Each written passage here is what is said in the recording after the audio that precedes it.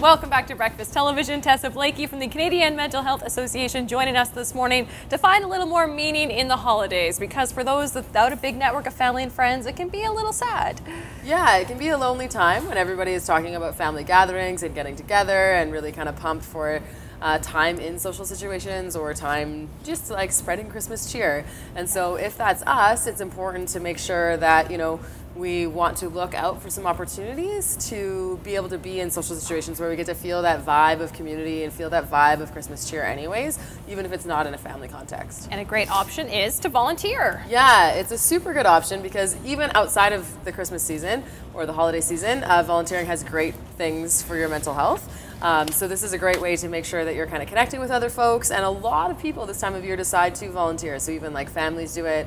But it is important to maybe start thinking about it now because spots fill up. For sure. So, yeah. So it can be holiday based with all of the Christmas cheer board or all of the other toy campaigns that are going on, or it can be something longer term throughout the year. Yeah, and we can just start it now. Okay. And then those benefits will carry through. So there's kind of 5 that I wanted to focus on today. So the first one is actually that volunteering reduces stress, which is really interesting because we think about it as like adding something to our plate maybe, or like, oh, like I really want to do that, but I don't know if I have the time.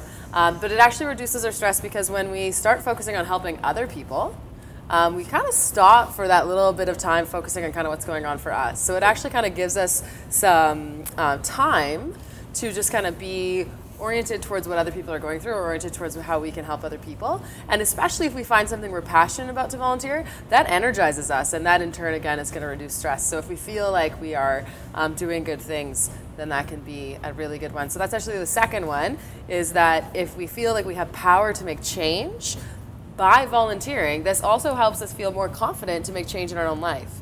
So if we can volunteer somewhere and know that we're making a difference, because you are when you're volunteering, we can then move forward into our own lives and see how we have the power to make different changes. Yeah. And it helps to develop those connections that we were talking about too, because you're going to meet a whole new group of people.